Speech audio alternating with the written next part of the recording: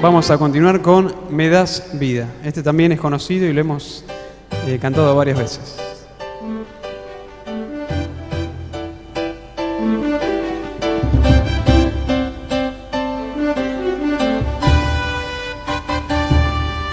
Señor, me das vida y amor, me das fuerza y poder, la esperanza que tengo en mi ser. Señor, me das vida y amor, me das fuerza y poder, la esperanza que tengo en mi ser. Y yo mientras viva diré que tú eres mi salvación.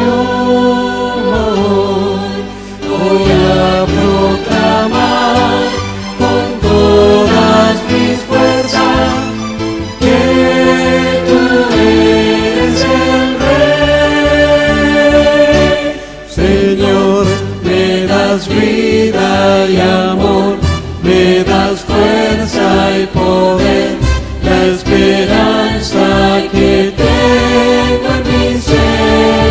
Señor, me das vida y amor, me das fuerza y poder, la esperanza que tengo en mi ser. Y yo mientras viva diré que tú eres mi Salvador. Voy a proclamar con todas mis fuerzas que tú eres el Rey. Señor, me das vida y amor, me das fuerza y poder, la esperanza que tengo en mi ser. Señor, me das vida y amor, me das fuerza y poder, la esperanza que tengo en mi ser, que tengo en mi ser, que tengo en mi ser. Señor. Amén. Y el último, vamos a hacerlo, pero nos vamos a poner de pie. Y se titula Alzaré mi voz. Este también es bastante conocido. Ahora vamos a invitar a Maxi y a aquellos que lo deseen, vamos a hablar con Dios para pedirle que nos ayude a entender. Querido Padre que estás en los cielos, muchísimas gracias porque podemos estar ante tu presencia, porque podemos terminar este sábado, empezar esta semana tomados de tu mano. Muchas gracias porque podemos alabarte. Es tan importante y tan lindo poder compartir esto entre hermanos y amigos, poder, como decía el corito, alzar nuestro olor y nuestra voz a ti. Y ahora te pido que tu presencia y tu Santo Espíritu esté con nosotros. Te lo pedimos todos nosotros. Te pedimos que se pueda decir, aquí hay sabiduría, que podamos tener inteligencia, abrir nuestros corazones a ti y entender lo que nos querés decir en la Biblia, que es para nuestro bien, que es para nuestro crecimiento, que es para poder estar contigo. Bendice al pastor, bendícenos a cada uno de nosotros, te lo pedimos sin merecerlo, en tu santo nombre. Amén. Bueno, ahora sí estamos llegando al centro de nuestro programa. Ya vemos que acá el licenciado Adrián Jiménez está preparado para dirigirnos en este taller que hemos llamado Volver al Futuro, y donde estudiamos las profecías que la Biblia nos ofrece. Y para dar comienzo a este seminario vamos a invitar a Carolina y Antonella, que nos van a presentar una pequeña parte musical. Y seguidamente el licenciado, que además es pastor de nuestra iglesia, nos va a presentar este tema.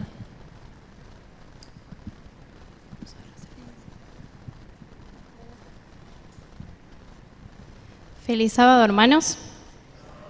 La canción que hemos traído se titula Padre Amado, y antes de interpretarla quería leer un versículo para introducir. Está en Salmos 89:1. Dice: siempre cantaré al invariable amor del Señor, de generación en generación proclamaré tu fidelidad. La canción el autor habla un poco de las grandes bendiciones y grandes planes y sueños que Dios tiene para cada uno de nosotros, y nos invita a que podamos darle a Dios el loor, el agradecimiento que Él solo se merece por todas esas grandes bendiciones que nos da en nuestras vidas.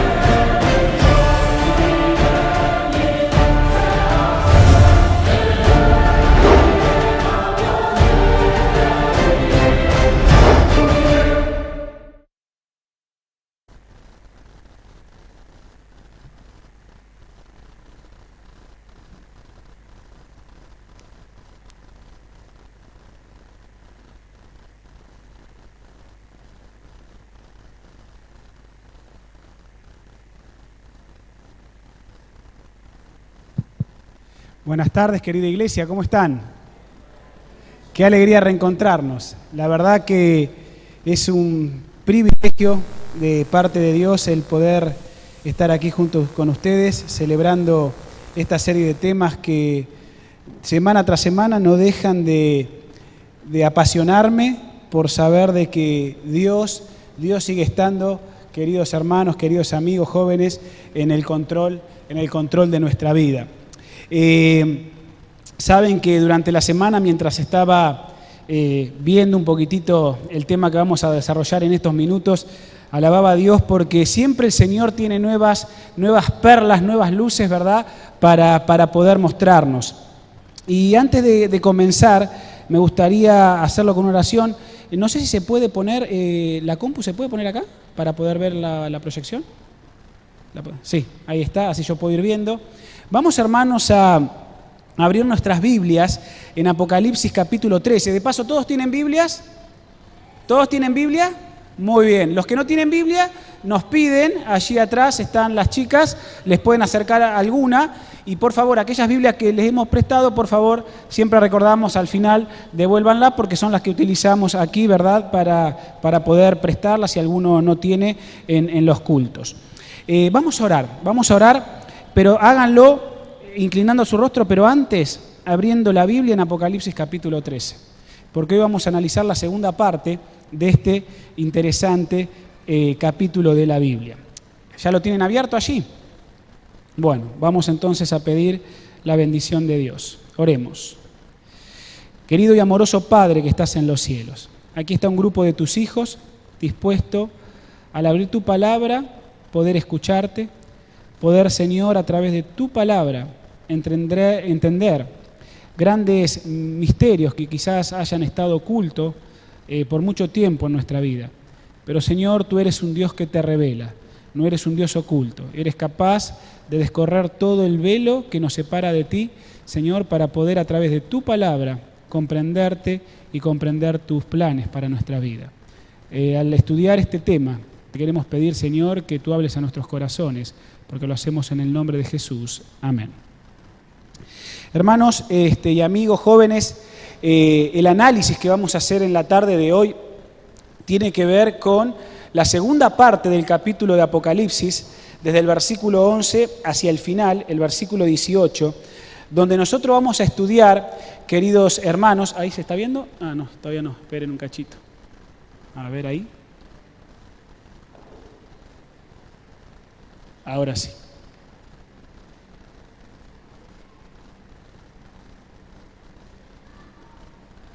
¿Se puede maximizar?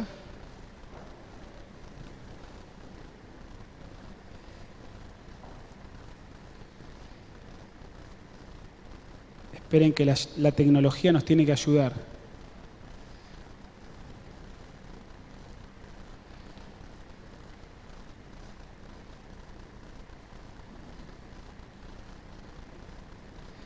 De paso, mientras los muchachos acá están arreglando este tema, un saludo grande también a quienes están conectados por la web, para que realmente el Señor los bendiga allí en el lugar donde se encuentran. A ver si ahí tenemos suerte. Parece que sí. Muy bien, ahora sí. Ahí está. Les decía, queridos hermanos, jóvenes, amigos, internautas, ahora nos tenemos que ir acostumbrando a esos términos, ¿vieron? Porque uno está predicando acá y por ahí alguien te está escuchando en la China, así que eso es interesante, ¿no? Pero qué lindo saber de que también hay gente que nos está acompañando desde internet, ¿no? Les decía que esta semana, mientras estaba estudiando acerca de Apocalipsis capítulo 13, repasando un poquitito el tema, siempre viene, mientras uno repasa también un poco los apuntes, nuevas cosas que quizás en su momento no las habías captado y ahora la podés captar, ¿no? Mientras estaba estudiando esto, vino a mi mente Apocalipsis capítulo 12, ¿no? Y ustedes se acuerdan que yo les dije, hermanos, que en Apocalipsis capítulo 12 el símbolo del dragón, por lo que la Biblia nos enseña, puede representar tanto, en primer lugar, al gran enemigo de Dios, a Satanás, al diablo, ¿verdad? Porque lo dice el mismo capítulo internamente, dice, esta es la serpiente antigua, el diablo y Satanás, pero también representa, ¿verdad? El dragón puede representar poderes terrenales, poderes civiles terrenales, y vimos en Ezequiel que al rey de Egipto se lo llamaba, ¿verdad? El gran dragón, ¿no? Esta semana, mientras estaba viniendo a mi mente, volví a repasar, porque algunas cosas que vamos a ver esta tarde tienen que ver con el capítulo 12. Allí estaba abriendo mi Biblia y leyendo el discurso de Pedro. Y si ustedes me acompañan, miren lo maravilloso. Esto es lo que yo alabo a Dios, ¿no? Porque la Biblia siempre va a tener alguna respuesta. No la encontramos, pero hay que perseverar y Dios tiene la respuesta en algún lado. Allí en Hechos, el capítulo, a ver, déjenme ver, acá lo tengo marcado en mi Biblia, el capítulo 4, versículo 26. Miren, vayan un cachitito para ver lo maravilloso que es Dios, ¿no? Cómo Dios, si abrimos nuestro corazón a la influencia de su Espíritu y buscamos, Dios va a tener respuesta, ¿no? Y entonces estaba, mientras hacía mis meditaciones personales y mientras volvía a ver este tema de Apocalipsis 3 y volvía a Apocalipsis 12 y leía aquí Hechos en la semana capítulo 4, allí está un discurso, ¿verdad?, que da el apóstol Pedro y Juan ante los que estaban congregados luego de haber sido liberados, ¿no? Y entonces dice que Pedro, en el versículo 23, dice, una vez sueltos fueron a los suyos y contaron los que los principales sacerdotes y los ancianos le habían dicho. Dice, y ellos, habiéndolo oído, alzaron unánimes la voz a Dios y dijeron, Señor, tú eres... Fíjense, ante el milagro que Dios hace con Pedro y Juan, y que libera a Pedro de la cárcel, ¿no? Dice que los hermanos alzaron unánimes la voz y dijeron, Señor, tú eres el Dios que hiciste el cielo, la tierra, el mar y todo lo que hay en ellos. Que por boca de David tu siervo dijiste, ¿qué dijiste? Porque se amotinan las naciones y los pueblos piensan cosas vanas. Miren el versículo 26. Se reunieron los reyes de la tierra y los príncipes se juntaron contra el Señor y contra su Cristo. Vieron que durante esta semana yo les vengo diciendo, ¿no? Que, o sea, en el Apocalipsis capítulo 12 hay 4 elementos importantes: la serpiente, la mujer, las 2 simientes y la enemistad. Acá nosotros podemos ver, hermanos, ¿cuál es la simiente de la mujer? Cristo. Y ahí en Apocalipsis capítulo 12 dice que iba a venir ese hijo varón, ¿no? Donde el dragón se paró frente a la mujer para fin de devorar a su hijo, dice, ¿no? ¿Y cuál es la simiente de la serpiente? La simiente de la serpiente es lo que dice el versículo 26. Se reunieron los reyes de la tierra, los príncipes se juntaron contra el Señor y contra su Cristo. Es decir, el propósito que tiene Satanás es cautivar los gobiernos del mundo. ¿Para qué? Para ponerlos en contra de ¿quién? En contra de Dios. Y que las leyes que se dicten a lo largo de la historia y en los países tengan que ver y atenten contra el gobierno de Dios y sus leyes. Ahora, fíjense en el versículo 27. Porque en verdad, dice aquí, decían los hermanos, porque en verdad Herodes y Poncio Pilato, que los gentiles y el pueblo de Israel se juntaron en esta ciudad, Jerusalén, contra tu siervo, tu santo siervo Jesús, a quien ungiste, la simiente de la mujer. Fíjense, hermanos, ahí está. ¿Quién es ese dragón que se para frente a la mujer a fin de devorar a su hijo? Ahí está, porque en verdad Herodes y Poncio Pilato con los gentiles y el pueblo de Israel se juntaron en esta ciudad contra tu santo siervo Jesús, a quien tú habías ungido. Qué maravillosa que es la Biblia al saber de que si por ahí a veces no entendemos una cosa, allí está en otra parte de la Biblia. Y esta semana yo alababa a Dios por haberme, si bien había leído muchas veces este versículo, pero tratar de entenderlo y relacionarlo en el contexto, ¿verdad?, de lo que la palabra de Dios tiene para compartir con todos nosotros. Recién Antonella y Carolina cantaban una linda canción, grandes sueños tú tienes para mí, tus planes. Y mis hermanos, cuando uno estudia la profecía bíblica se da cuenta que el Señor tiene grandes planes para nosotros. Vamos a hacer un rápido avance de lo que hasta acá hemos venido haciendo. Siempre es bueno retroceder para seguir avanzando. Un rápido avance de la secuencia de eventos históricos. De acuerdo a Daniel 2, mis hermanos, nosotros vemos, déjenme ponerme de este lado para poder ver mejor y acompañarlos, nosotros vemos esta secuencia, ¿no? En símbolos: oro, plata, bronce, hierro, pies de hierro con 10 dedos, barro, ¿verdad?, que se mezcla con el hierro de los pies, la piedra y el monte. Babilonia, Medo-Persia, Grecia, Roma dividida. Una vez que Roma se divide, da lugar para que la iglesia se pueda unir con los estados, ¿verdad? Y entonces allí comienza a gobernar. No lo dice Daniel capítulo 2, lo va a decir Daniel capítulo 7. Dice que después de ese evento, en los pies viene una piedra que parte la estatua.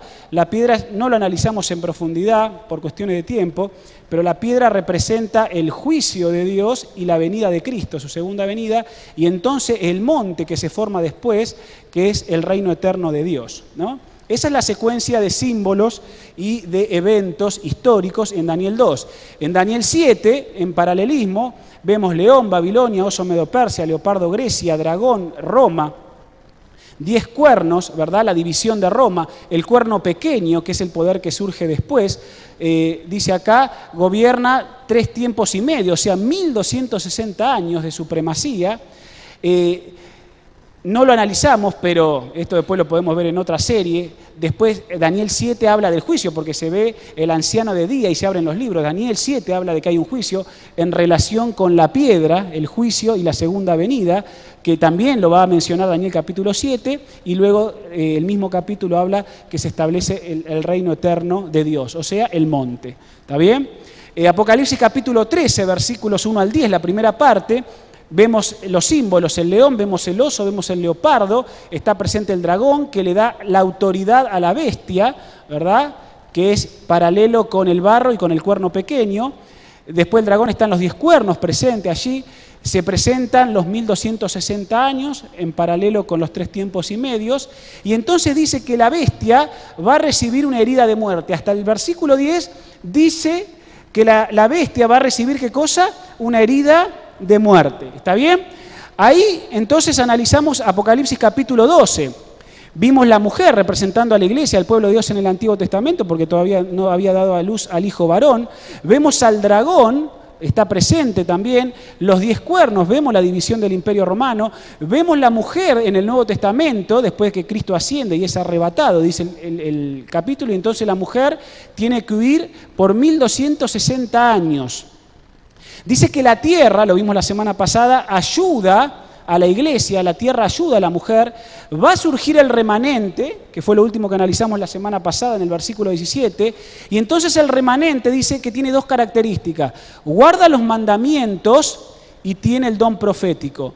Entonces dice que el dragón persigue nuevamente, o sea, se inicia una nueva persecución. La semana pasada nosotros vimos que el remanente, el pueblo fiel de Dios, en el mismísimo tiempo del fin va a tener 2 características que son palpables, son visibles, se lo puede saber, se lo puede reconocer al remanente. Es decir, ¿cuál es el remanente? ¿Cuál es el pueblo de Dios en este tiempo? Bueno, guarda los mandamientos de Dios y tienen el testimonio de Jesús. Si ustedes van a la última parte del capítulo 12, dice eso, ¿no? Tienen el testimonio de Jesús.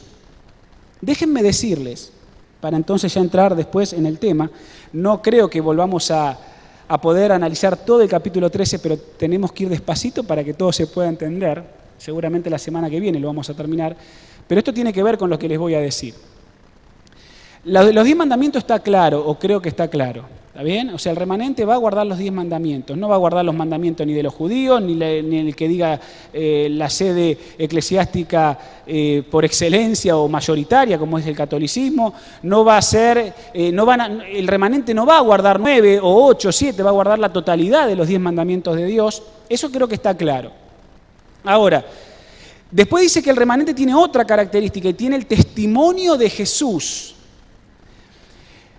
Cuando uno estudia esto en los idiomas originales, cuando Juan, quien es el que escribe el Apocalipsis, está pensando bajo inspiración y le está escribiendo esto bajo inspiración del Espíritu Santo, Juan, por el contexto interno y externo del libro, los teólogos han llegado a la conclusión que cuando él está pensando en el testimonio, no está pensando en una persona que se la invita a pasar aquí, a ver, dame el testimonio, y sí, yo era de tal manera o me pasó esto, y entonces da un testimonio de su conversión, un testimonio de su vida. No, Juan no está pensando en eso.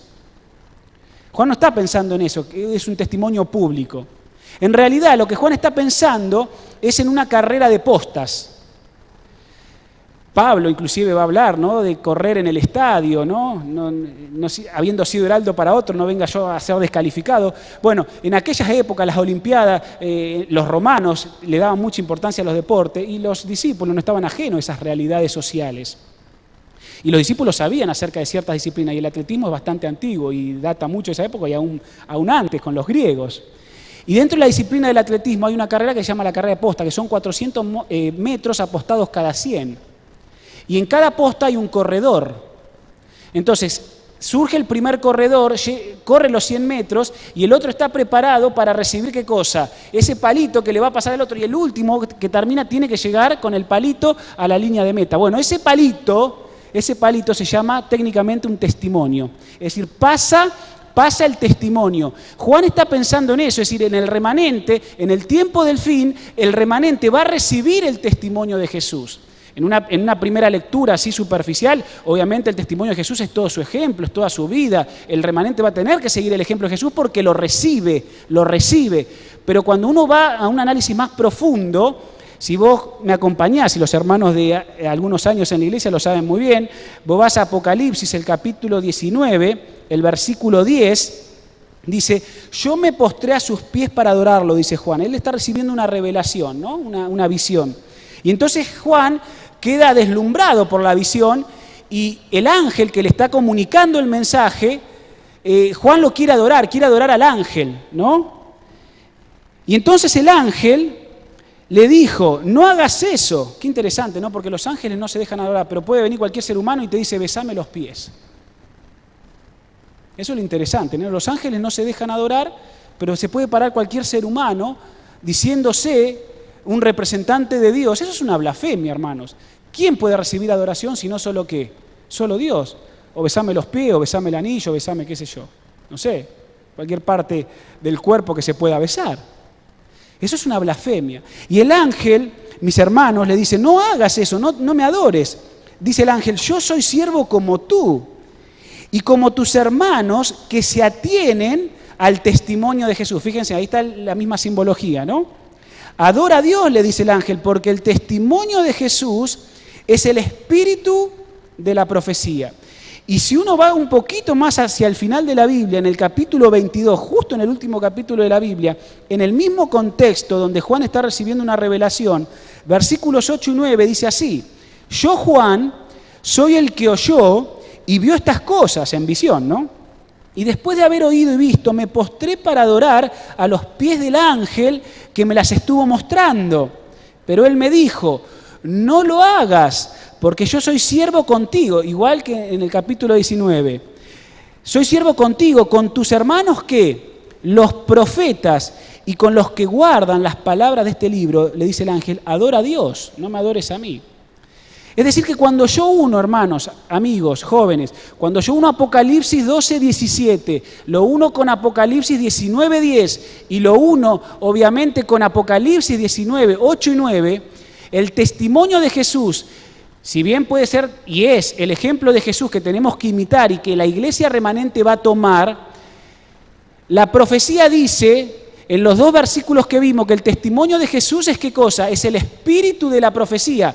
Pero el último versículo dice que el ángel le dice, yo soy consiervo con ¿qué? Como con tus hermanos, los profetas. Y el espíritu de la profecía técnicamente puede representar tres cosas. Pero una de las cosas que puede representar, ¿verdad?, es que está representando ¿a qué? A los profetas. ¿Qué iba a recibir la iglesia remanente como un don especial? El poder tener, ¿qué cosa? El espíritu de la profecía. Uno de los significados es que yo pueda recibir la inspiración del Espíritu Santo. Otro significado del espíritu de profecía es que yo pueda interpretar las profecías. Tener el espíritu de la profecía, es decir, poder interpretarlas correctamente. Y otro muy importante es que el espíritu de profecía es ¿qué cosa? Es tener, el remanente iba a tener ¿qué cosa? Un profeta. El remanente tiene que tener un profeta, porque cuando yo concateno los tres versículos, el testimonio de Jesús es el espíritu de la profecía, y el espíritu de la profecía tiene que ver ¿con qué? Con los profetas. Esos eran los siervos de Juan que retenían el testimonio de Jesús, el espíritu de la profecía. Y es lógico. Juan, además de ser apóstol, el discípulo amado, fue profeta. Él escribió libros de la Biblia. Dios lo utilizó como profeta, además de Jesús utilizarlo como discípulo. Y eso iba a recibir el remanente como don especial. No porque los demás dones no sirvieran, todos los dones sirven. Pero el don de profecía iba a ser la posta que Dios iba a utilizar a lo largo de la historia de su pueblo. Y tiene lógica esto, hermanos. Porque cada vez que el pueblo se desenfrena, cada vez que el pueblo no sabe qué hacer, Dios tiene que enviar ¿qué cosa? Un profeta. El profeta corrige, el profeta orienta, el profeta dice esto no, esto sí. Es decir, Dios mandó sus mensajeros. En la antigüedad Dios había mandado profetas a Israel y fueron muchos desatendidas las amonestaciones que Dios daba a través de los profetas. Es decir, que Dios siempre tuvo sus mensajeros. ¿Cómo nos llega la Biblia a nosotros? Nos llega a través de ¿qué? De los profetas. Si no hubiésemos tenido profetas, jamás tendríamos el texto sagrado. Entonces, el remanente iba a tener que tener el espíritu de la profecía, el testimonio de Jesús. Iba a recibir en su seno la bendición de Dios de poder contar ¿con qué? Con un profeta. Y esas dos características, guardar los mandamientos de Dios y tener un profeta, iban a ser las características distintivas del remanente en el tiempo del fin. Porque Dios, no se olviden, a ver hermanos, no se olviden el contexto. No se olviden el contexto. La iglesia de Dios pasó ¿por qué? Por persecución. Fueron 1260 años de oscuridad, donde a la humanidad se le privó ¿qué cosa? El estudio de la Biblia. La gente tenía total ignorancia, pero Dios iba a hacer surgir la verdad que estaba siendo pisoteada por el cuerno pequeño, por la bestia. Y Dios iba a levantar, para levantar la verdad, iba a levantar ¿qué cosa? Iba a levantar un remanente. Y ese remanente iba a exaltar a Dios, iba a exaltar su ley y iba a tener un profeta. Y cuando ese remanente surgiera, el profeta iba a orientar, iba a dirigir, de parte de Dios iba a dar mensajes específicos al pueblo de Dios. Porque el contexto son años, siglos y un milenio de total apostasía. Y qué maravilloso, porque recuerden Daniel capítulo 2, cuando Satanás juega de alguna manera el contrajuego de Dios. La historia es como un juego y contrajuego entre lo que Dios hace y Satanás queriendo oponérsele. Pero el que vence siempre ¿quién? Es Dios. Y cuando Satanás sumió en oscuridad a este mundo, Dios hizo surgir un remanente, ¿verdad? Para que la verdad de Dios no fuese echada por tierra ni se perdiera en el olvido. Entonces ahí nosotros vemos la secuencia, ¿verdad?, de lo que dice la profecía. Finalmente, acá no se ve. Bueno, les tengo que leer ahí lo que dice, ¿no? Apocalipsis 13, que es lo que vamos a analizar ahora, dice que iba a surgir una segunda bestia, la herida se iba a sanar, se va a imponer la marca de la bestia y se iba a presentar un falso don profético y iba a surgir la persecución nuevamente. Eso lo vamos a analizar ahora, ¿está bien? La herida va a aparecer una segunda bestia, le va a sanar la herida a la bestia, va a imponer la marca de la bestia, se va a dar un falso don profético y entonces va a venir la persecución final sobre el pueblo de Dios. ¿Está bien?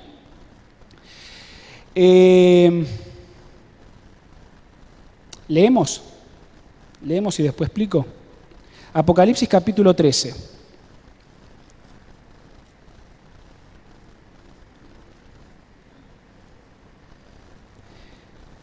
Leamos rápidamente todo el capítulo para tener el contexto y entonces nos vamos a centrar en los últimos versículos. Dice, me paré sobre la arena del mar y vi subir del mar una bestia que tenía 7 cabezas y 10 cuernos. Sobre sus cuernos 10 diademas y sobre sus cabezas nombre de blasfemia. La bestia que vi era semejante a un leopardo, sus pies eran como de oso y su boca como boca de león.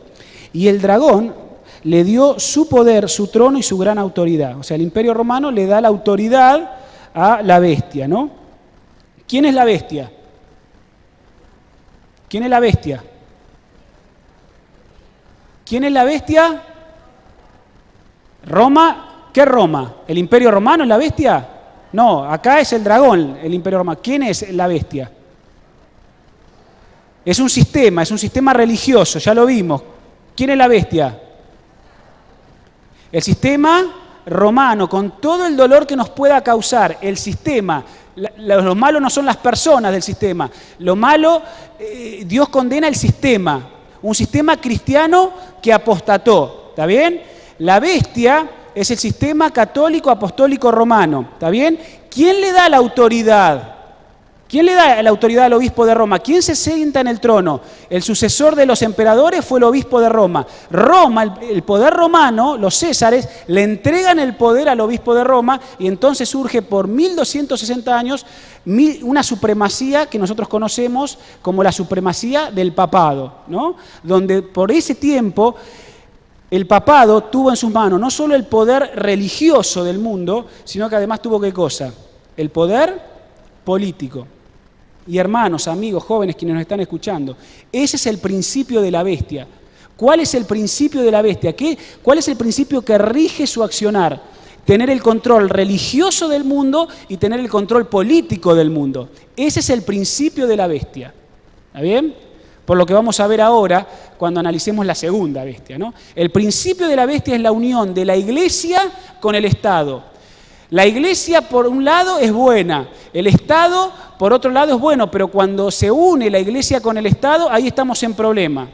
Porque la iglesia va a imponer por la autoridad y va a dictaminar las conciencias de cómo se debe o no adorar a Dios. Y si alguien no está de acuerdo con eso, entonces va a recibir, ¿qué cosa? La persecución por parte de la iglesia. Y eso fue lo que pasó.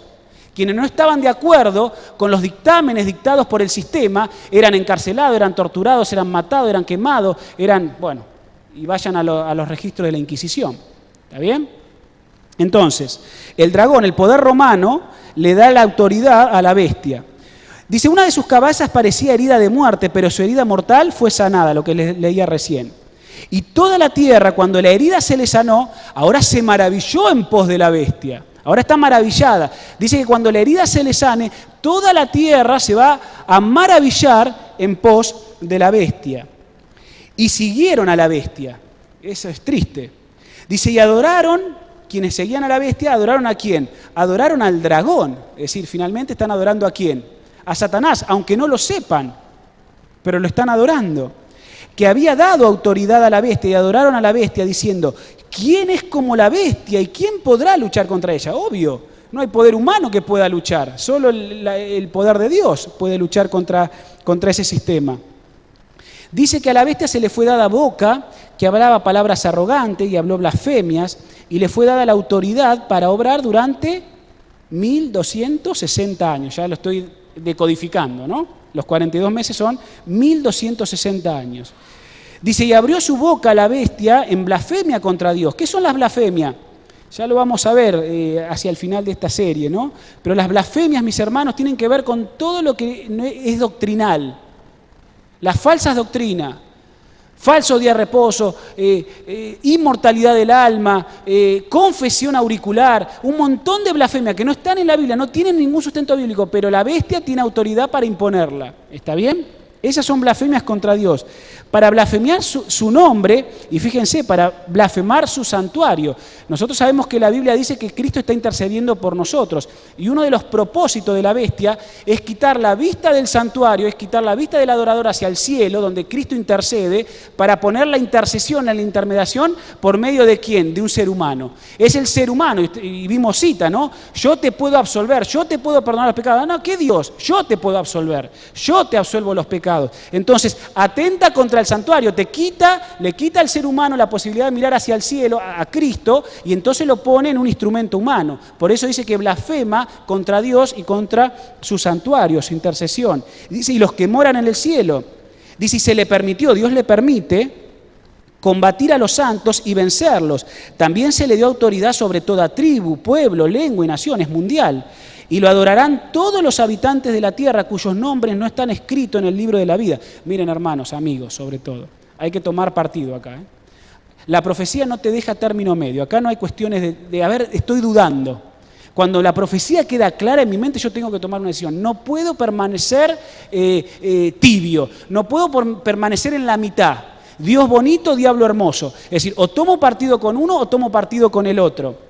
Dice, porque los que adoraron a la bestia, los habitantes de la tierra, dice, cuyos nombres no están escritos en el libro de la vida del Cordero, que fue muerto desde la creación del mundo. El que tiene oídos para oír, oiga. Y el que sea sentenciado a la cárcel irá. El que sea sentenciado a espada morirá. Esto requiere paciente tolerancia y fe de parte de los santos. Hermanos, fe y tolerancia, paciencia. La bestia iba a recibir una herida. Y dice la palabra de Dios que el que mata espada, espada iba a ir. Y nosotros sabemos que en 1798 recibió esa herida de espada. Pero esa herida se le iba a sanar. Y dice la profecía que el que a espada mata, a espada va a ser sentenciado. Y cuando analicemos en un par de semanas Apocalipsis 17, vamos a ver que la profecía termina diciendo que todos aquellos que se fueron engañados van a mirar a la bestia, ya será demasiado tarde, y se van a volver contra aquellos líderes religiosos que los engañaron, y dice la profecía, se volverán contra ellos. O sea, los que sentenciaron, los que persiguieron al pueblo de Dios y instigaron a otros a matar al pueblo de Dios, dice, ellos mismos van a recibir la misma retribución, dice la profecía. Ya lo vamos a ver. Por eso ya la espada la recibió en su momento cuando la bestia fue herida, pero la va a volver a recibir, porque el que mata a espada va a ser muerto. Y todos esos grandes predicadores, esos que acarician la oreja del adorador para que haga lo que se le da la gana, igual adore a Dios, esos van a recibir su retribución, porque la gente en la hora 11 final, ya demasiado tarde, se darán cuenta del engaño y se volverán contra ellos.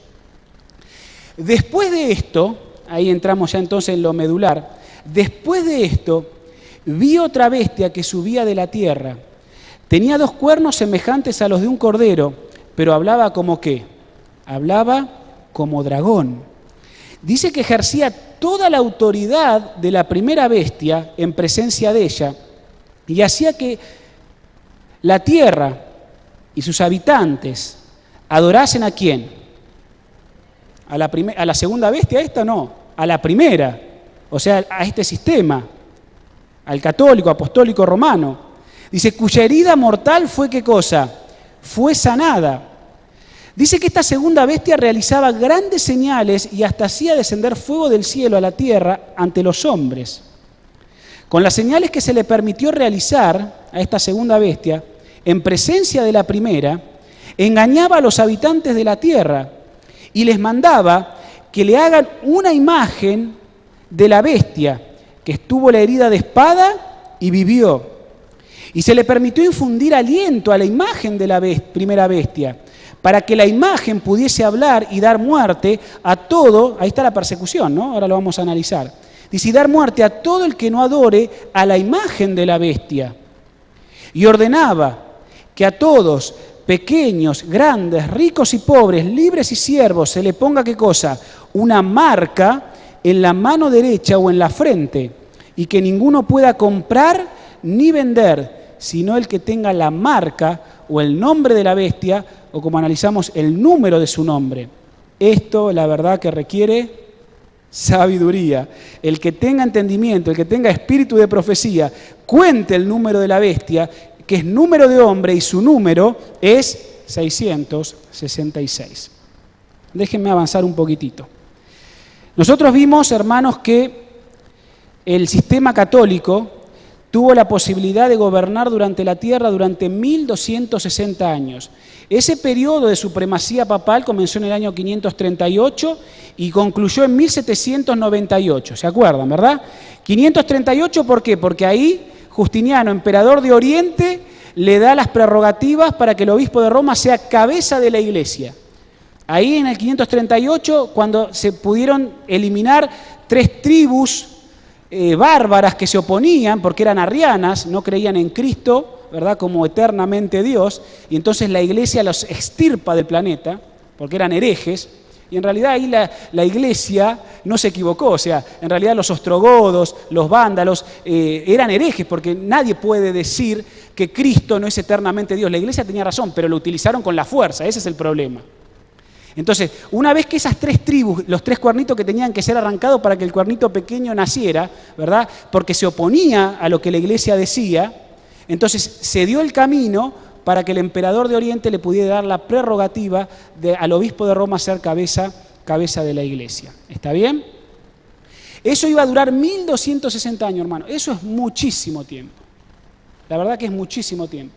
Nuestra mente, que está acostumbrada a pensar en 70, 80, 90, con suerte 100 años, pensar en 1 milenio y un cuarto es muchísimo tiempo. Tuvo tiempo para hacer lo que se le dio la gana hacer.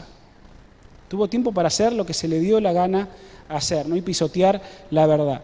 Pero en 1798, bajo las tropas de Napoleón, el general Berthier entra en Roma, toma preso al obispo de turno, Pío VI, y le dice, tu poder ha terminado. Es decir, ¿qué poder terminó? El religioso no, porque el sistema continuó y continúa hasta hoy, pero le quita ¿qué cosa? El poder que tuvo durante todo un milenio, el poder civil. Es decir, tu poder terminó. Y entonces recibe, según Apocalipsis, recibe ¿qué cosa? La herida mortal.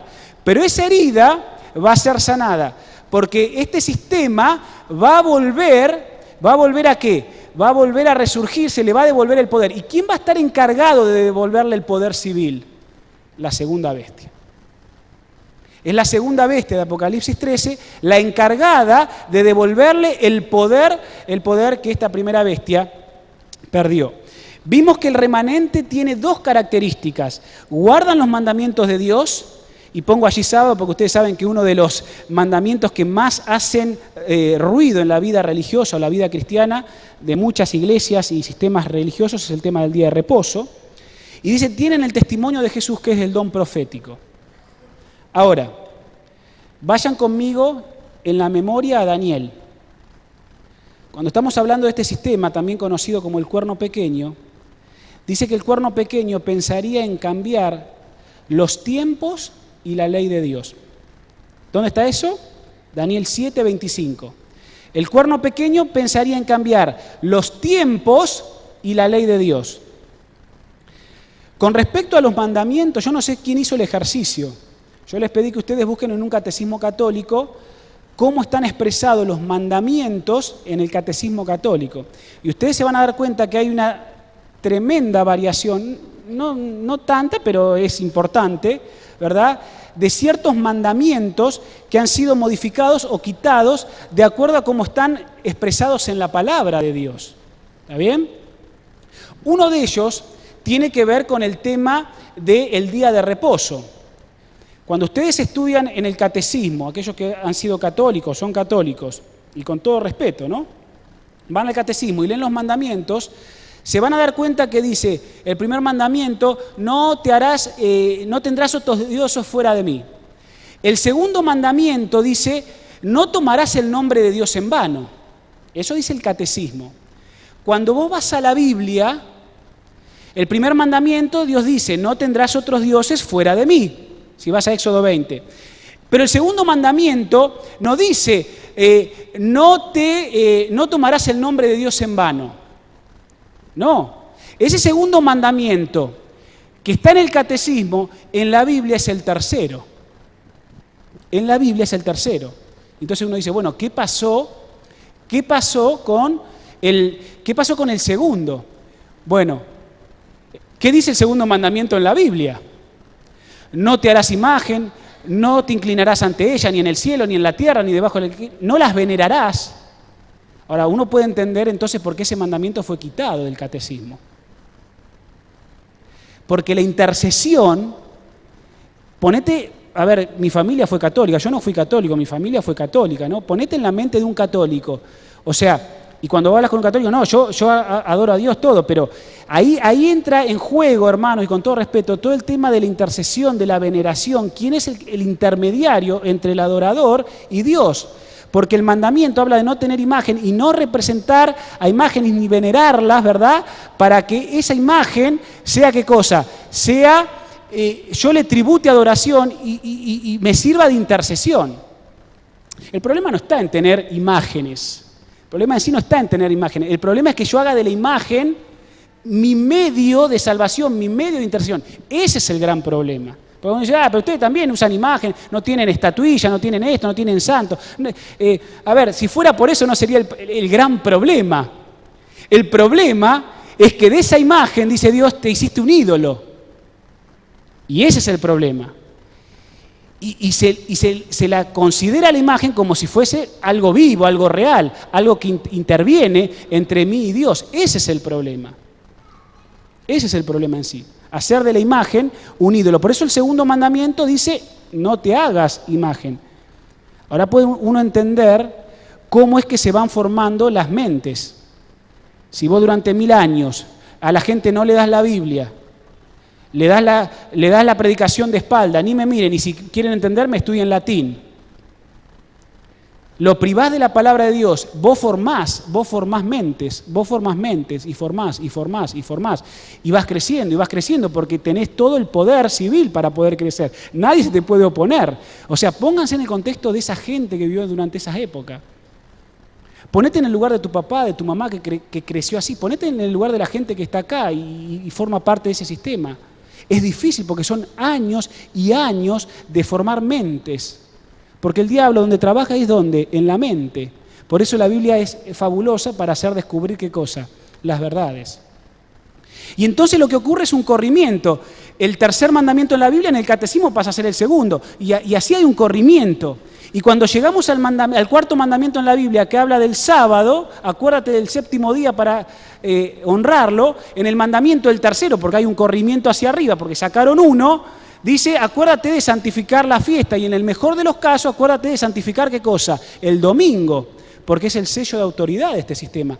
Ellos impulsaron y plasmaron el cambio del día de reposo. Y las sectas no católicas, como dicen ellos, siguieron a la madre, la siguieron.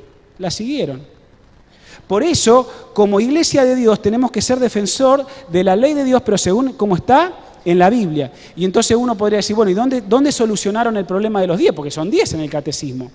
Bueno, el trabajo es muy sencillo. El 10º mandamiento en la Biblia, que habla de no codiciar la mujer de tu prójimo, ni todos los bienes de tu prójimo, lo que hicieron fue dividirlo en dos. Entonces, un mandamiento dice no codicie la mujer, y el 10º dice no codicie sus bienes. Y asunto arreglado. Y ya tenemos los 10. Porque habían quitado el segundo, que hablaba de no tener imágenes y venerarla. Hermanos, amigos sobre todo, esto es diabólico. Esto es literalmente diabólico, pero si vos a la gente esto no se lo mostrás, ¿cómo va a salir del error? Si son siglos y siglos de error. ¿Está bien? Entonces, les pregunto, durante la Edad Media, durante los 1260 años, el Cuerno Pequeño pensó en cambiar la ley de Dios y pensó en cambiar, y dice, cambiar los tiempos de Dios. ¿Se acuerdan lo que eran los tiempos? ¿Se acuerdan lo que eran los tiempos? En profecía, ¿qué significan el tiempo?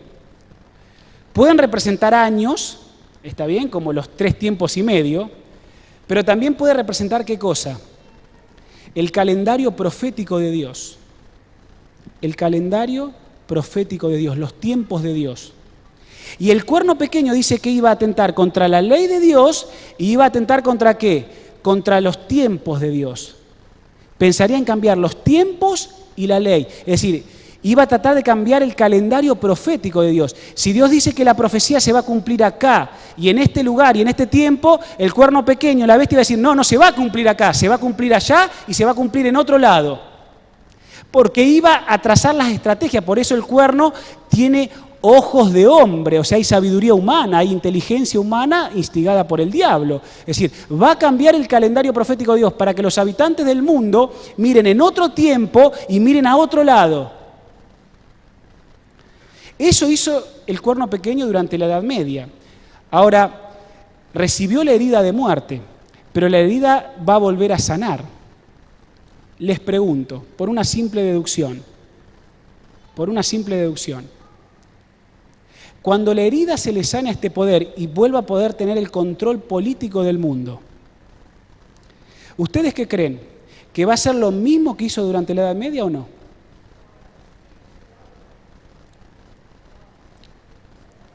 ¿Lo va a hacer o no? ¿Va a ser exactamente lo mismo? ¿Va a atentar contra la ley de Dios y contra los tiempos de Dios, sí o no?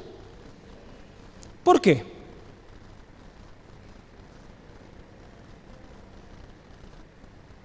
¿Por qué? ¿Por qué va a ser exactamente lo mismo? Los que dicen que sí. Porque es el mismo Cuerno Pequeño. Porque ¿saben qué? Roma no cambia. Roma no cambia. Por eso Dios, mientras la bestia recibió la herida de muerte, hace surgir un remanente para que vindique la ley de Dios y tenga el don profético y ponga los tiempos de Dios donde tienen que ser puestos. Pero cuando la bestia vuelva a resurgir, ¿Ustedes creen que no va a atentar contra eso? Claro que va a atentar. Pero entonces Dios manda al remanente con un triple mensaje angélico. Es decir, cuando Dios está, el diablo contrarresta y Dios vuelve a contrarrestar, pero la batalla final la gana Dios. Entonces, durante la Edad Media, el cuerno pequeño atentó contra los tiempos de Dios, el calendario profético de Dios, para que la gente mire hacia otro lado y en otro tiempo.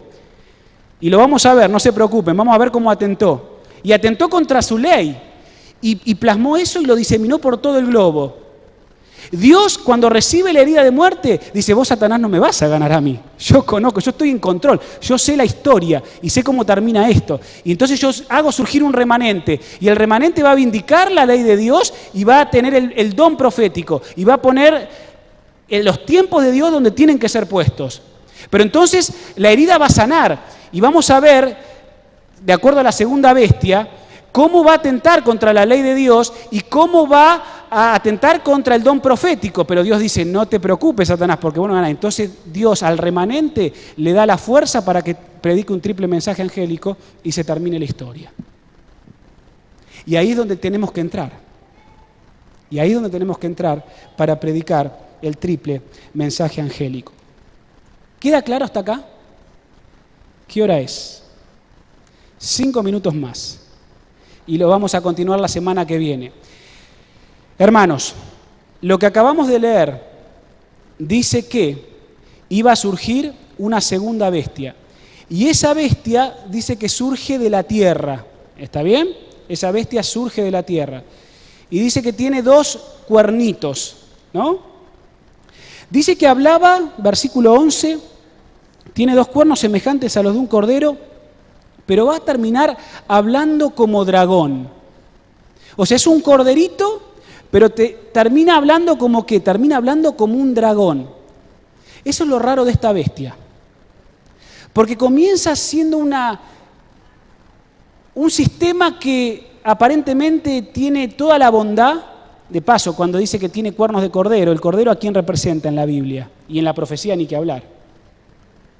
Recuerden Apocalipsis 4, 5. ¿A quién representa el cordero? A Cristo. O sea, es un sistema que envuelve, no me sale la palabra, envuelve, acobija a la iglesia de Dios, pero después se le vuelve en contra y se termina hablando como dragón. Es una especie rara esta bestia, este sistema, porque aparentemente defiende al pueblo de Dios, pero después se le termina volviendo en contra. Y termina imponiendo la marca de la bestia y termina haciendo un montón de cosas que dice este capítulo. Dice allí Apocalipsis 13:11, después vi otra bestia que subía de la tierra, tenía 2 cuernos semejantes a los de un cordero, pero dice, hablaba como dragón. Entonces lo que vamos a hacer, a ver, déjenme ver el tiempito, en 5 minutitos, ¿vieron cómo hicimos con la primera bestia? Vamos a ver características. Vamos a ver 14 características. De la primera vimos 17. De esta vamos a ver 14. Podría haber alguna más, pero bueno, dentro de las que uno conoce y ve, hay 14. Podría haber alguna más, pero creo que con 14 va a ser suficiente. Y vamos a hacer como Cenicienta. Vamos a analizar el zapato. Y después vamos a ver a quién le cabe la evidencia, a quién le cabe el zapato en la historia. ¿Está bien? Y ustedes se van a dar cuenta, así como la primera bestia, después de analizar 17 características, no tenemos duda de que el único sistema que encaja en la profecía es el sistema católico apostólico romano. Cuando nosotros analicemos las 14 características de esta segunda bestia, tampoco le van a caber duda de qué sistema, de qué país o gobierno se trata. Porque no se olviden, tiene que ser en este tiempo. Porque ya estamos después de 1798. Estamos en el tiempo que a la bestia se le tiene que sanar la herida. El remanente ya surgió. Y entonces se le tiene que devolver el poder a la primera bestia. Primera característica, hermanos, Apocalipsis 13:1 y 11. 13:1 lo acabamos de leer. Leímos el 11. El 1 dice, me paré sobre la arena del mar y vi subir del mar una bestia que tenía 7 cabezas y 10 cuernos. Sobre sus cuernos 10 diademas y sobre sus cabezas nombre de blasfemia. Es un poder que no tiene que quedar en Europa. Ustedes están leyendo allí. ¿Por qué? Porque se levanta, según el versículo 11, se levanta ¿de dónde? No se levanta de las aguas, no se levanta del mar como se levanta la primera bestia. ¿Se levanta de dónde? Se levanta de la tierra. Y ustedes recuerdan el símbolo, lo vamos a ver en unas características más adelante, ¿no? Pero ustedes recuerdan que eran las aguas, muchedumbre, gente, naciones. Es decir, el sistema católico iba a surgir donde estuviese ¿qué? El mundo de aquel entonces. Iba a surgir ahí donde hubiese mucha gente. En contraposición, la tierra está en contraposición con el agua. Es decir, si las aguas representan lugares de la tierra muy poblados, donde hay gente, donde hay naciones, donde se puede dominar, porque hay mucha gente, como fue Europa, ¿verdad? Y toda esa, fíjense que el mundo antiguo giró ahí en torno al mar Mediterráneo. Si bien había otras regiones de la tierra, pero la India ni se conocía. Había tribus por allá, en el Asia, en Siberia, América, algunos aborígenes sueltos. Pero ¿dónde estaba el núcleo del mundo? ¿Dónde giró el núcleo del mundo? En torno al mar Mediterráneo. Ahí había mucha gente. Esos eran lugares poblados de la tierra. El norte de Egipto, Grecia, Roma, Palestina. Fíjense dónde Dios puso a su pueblo, no lo puso en cualquier lugar. Lo puso ahí en el centro neurálgico geográfico del mundo, para que sea luz a las naciones. Entonces, si las aguas representan muchedumbre, gente, lugares poblados, en contraposición la tierra, obviamente, es lo contrario. Es decir, que no puede ser Europa, por un simple análisis. Esto que les voy a mencionar ahora no es bíblico, es una deducción nomás, de haber escuchado a muchos conferenciantes y muchos coinciden, ¿no? Tengo algunas dudas en cuanto a esto, pero bueno, igual se las presento porque me parece interesante. Y ahora les voy a decir porque tengo alguna duda. Repito, no es bíblico, es una deducción lógica al analizar las profecías. Y no tengo un texto bíblico para comprobárselo.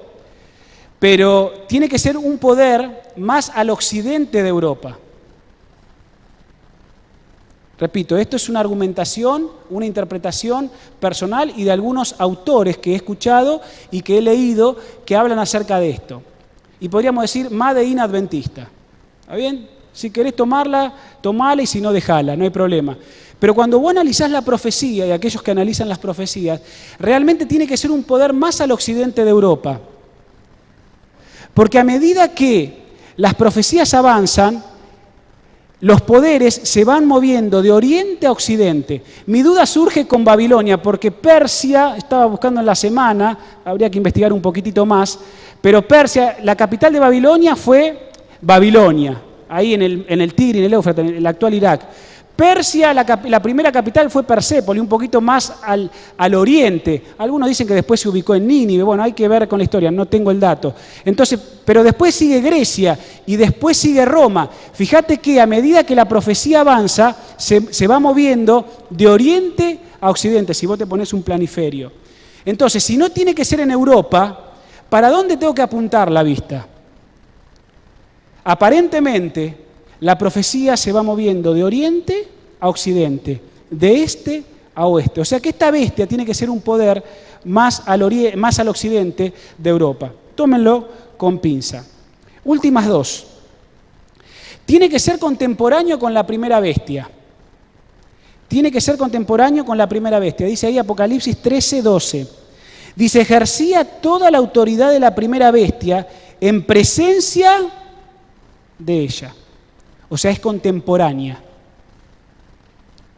¿Vieron? Cada vez que surgía una bestia, un poder civil, un poder religioso en el mundo, para poder ejercer su autoridad tenía que desplazar al otro. Asiria, vino Egipto, los asirios fueron. No, perdón, al revés. Egipto, los asirios. Después vino Babilonia, y entonces los asirios fueron. Después vinieron los persas y los babilonios dejaron de existir en la historia. Después vino Grecia y conquistaron Persia. Es decir, cada poder, cada bestia que surgió en el mundo, para poder gobernar tuvo que sacar al anterior. Pero esta bestia es rara, porque convive junto con la primera. Todo lo que hace, toda la autoridad que ejerce, lo hace en presencia de la primera bestia. Es contemporánea con la primera bestia. Tiene que levantarse después de 1798. Y con esto vamos a terminar y con la quinta. Bueno, porque es lo que le dije en la primera, no se levanta de la tierra un lugar poco poblado porque es donde no hay agua. Se levanta de la tierra, ¿no? Ahora, fíjense en la 4 para terminar. Tiene que levantarse después de 1798. ¿Por qué? ¿Por qué creen que tiene que levantarse después de 1798? de lo que leímos. ¿Por qué se tiene que levantar después de 1798 esta bestia?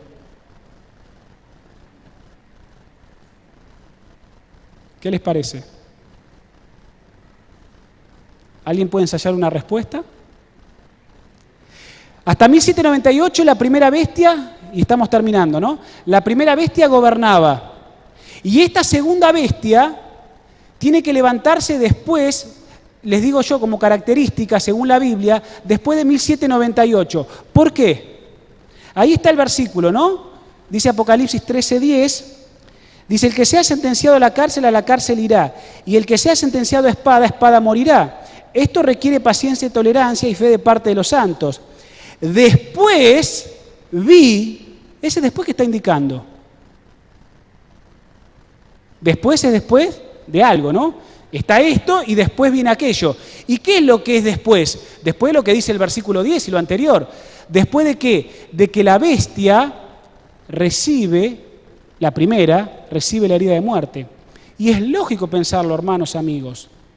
Porque esta segunda bestia le tiene que devolver el poder. ¿Y de qué sirve que surgiera antes de 1798 si el poder lo tenía? ¿Me siguen?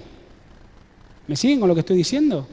O sea, ¿de qué sirve que la segunda bestia, este poder que se iba a levantar en el mundo, que tiene que ser contemporáneo porque lo hace en presencia de la primera, ¿de qué sirve que surja antes de 1798? No sirve de nada.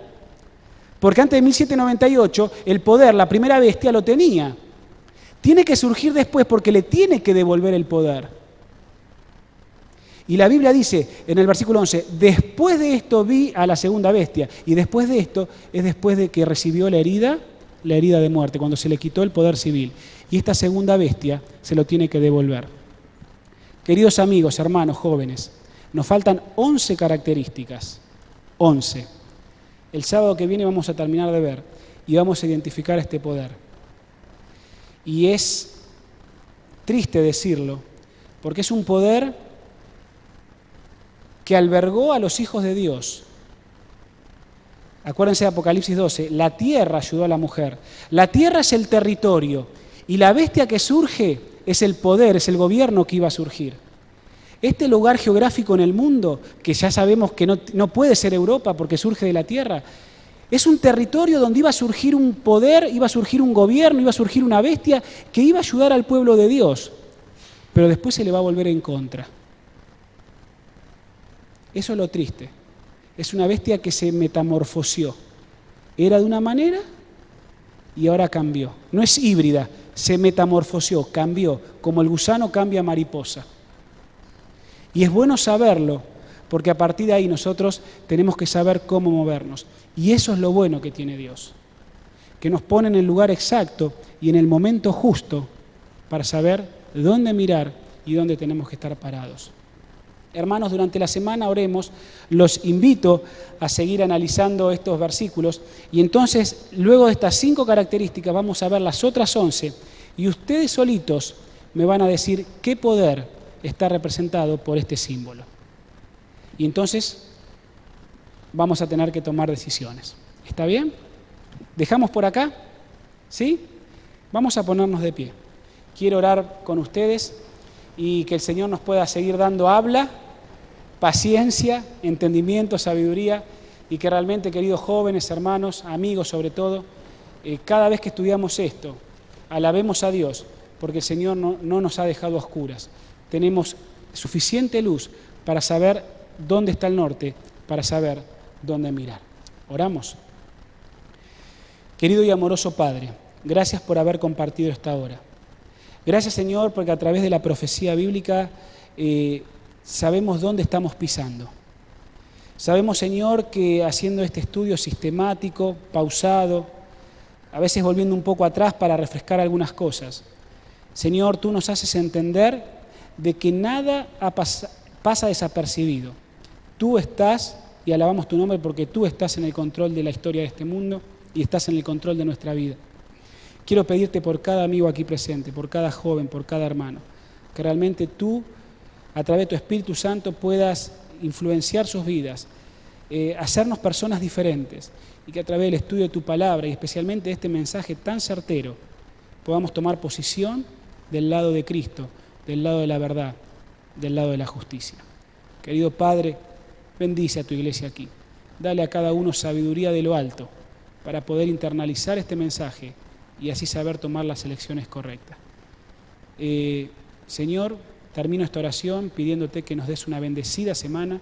Vamos a pasar días muy lindos también aquí en oración y que el próximo sábado, cuando nos reencontremos para terminar de cerrar este tema, tú nos puedas traer con gozo y con alegría. En tu paz queremos salir de este lugar y cuidados por tus ángeles. En el nombre de Jesús. Amén. Hermanos, amigos, jóvenes, que el Señor los bendiga.